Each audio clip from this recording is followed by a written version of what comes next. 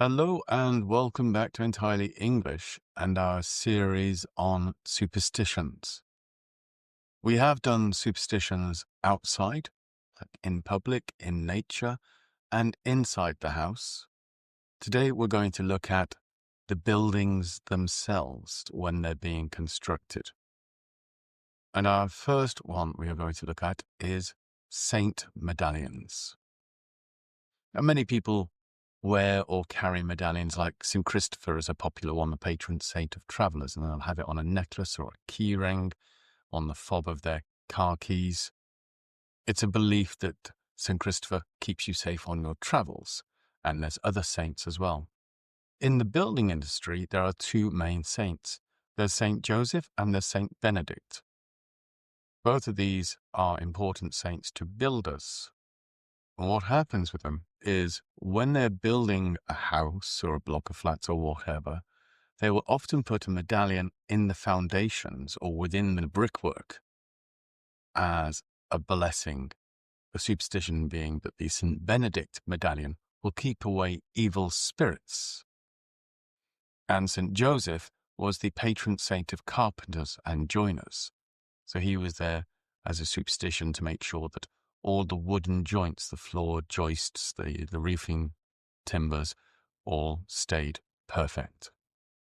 It's a superstition that builders have. Our next superstition, similarly, coins will often be buried in the foundations of the house. As the foundation's being laid, the concrete's poured, and they'll throw some coins into the mix. And this is to ensure blessings on the homeowners. Those people who live in the home should then be blessed with wealth and good fortune. Some people, rather than just throwing the coins into the foundation, will place the coins under the doorstep of the house. And this is to bring money into the house. It's like the money is entering the house constantly. I should try that.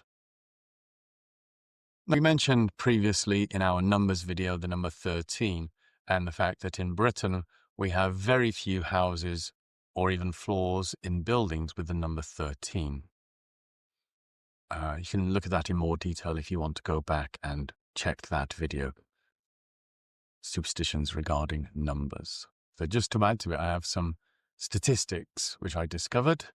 It is shown that property developers will often skip the number 13 because statistics show, on average, houses with the number 13 sell 2% slower than the other houses. 2%, not a huge amount, but if you want to turn over property, 2% can be quite an important amount.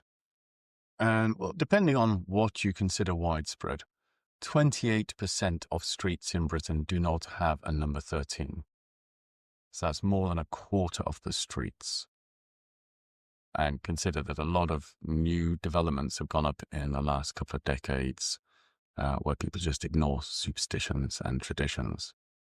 And they will put a number 13 in without thinking about it. So 28% is quite a high amount. Go back 100 years, it would have been a much bigger percentage. Now, also within the construction of buildings, because in the past people were worried about witches, within the walls of a building, you won't find in a modern prefab or high-rise, but in the old cottages and that, when they're being knocked down, people often find mummified cats. And sometimes animal hearts with rusty nails stuck through them. These were supposed to be wards against witches, stopping them being able to enter your home and stopping their magic from working. So if you ever buy an old cottage in Britain and you decide to do some reconstruction, don't be surprised if you knock down a wall and find some mummified animal within the wall. It's not somebody who's being evil. It's just a superstition to protect the house. Now, sorry, we're going back to the number 13 again. Often when houses were built, they would avoid having 13 steps on the staircase. If the floor above was a particular height, and when they designed the stairs, they realized there were going to be 13, they would reduce the riser, that's the distance between one step and another, by maybe 1.5 centimeters, so they could get in an extra step, or if possible, raise it a little bit. That's why in many old houses, the stairs have various distances. And nowadays there are laws and regulations about how big the riser must be, how deep the step must be. But they would do that, or put in deeper steps so that you would have a different number going up, maybe 12 or maybe 14. Or they would put in one extra deep step. So like a little landing, 6 steps, deep step, and then 6 more steps. So there weren't 13 steps. Now, if you've ever visited Britain or any place in Europe pretty much, you will notice that churches have gargoyles around the top. Those are these little stone figures that look like demons or devils.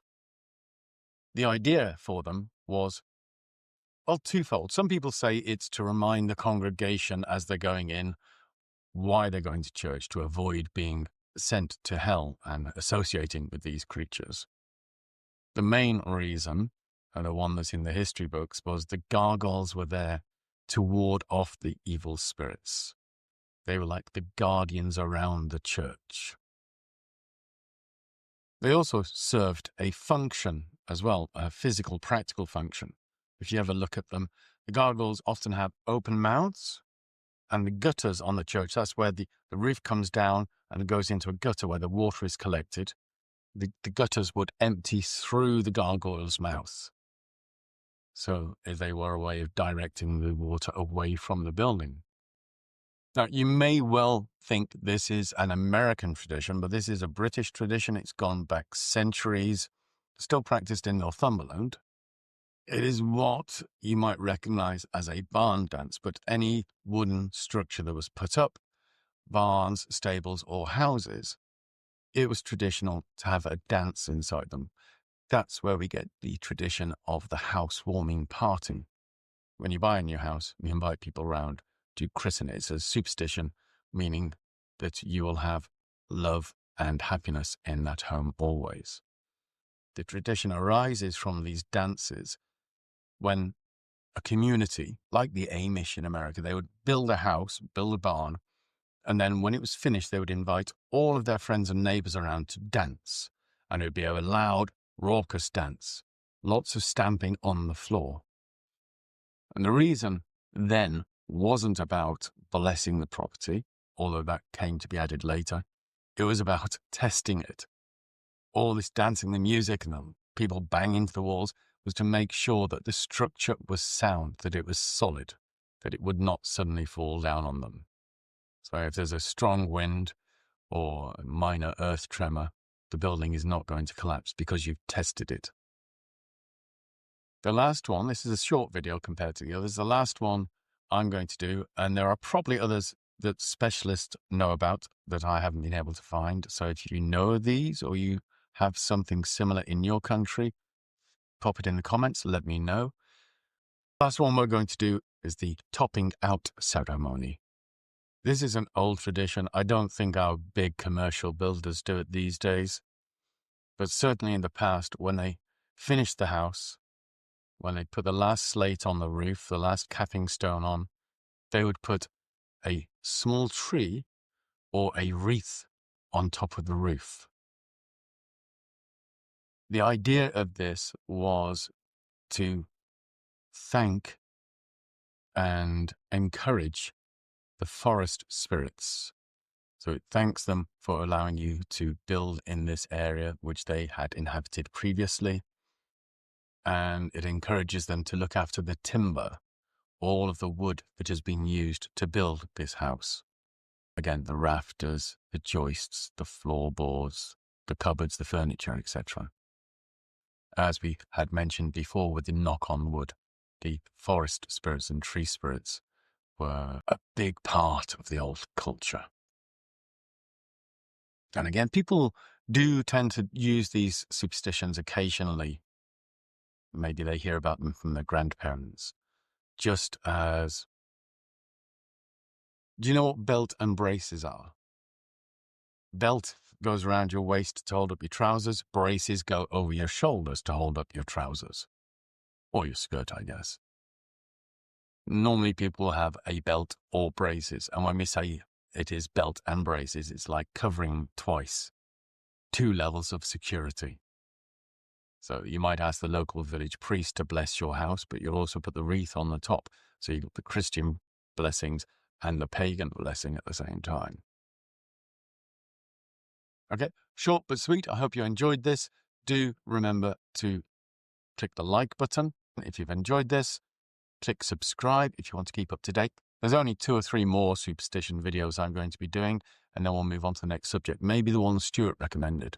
If you have any ideas, pop them in the comments for our next topic of discussion.